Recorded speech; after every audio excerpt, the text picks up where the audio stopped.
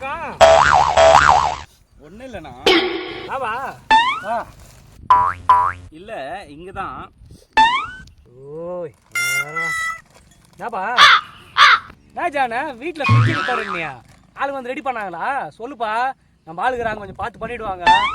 பண்ணிடலாம்ண்ணா. போக மாட்டோம் பொழுது. என்னப்பா சாப்பிட்டியா ஜானே?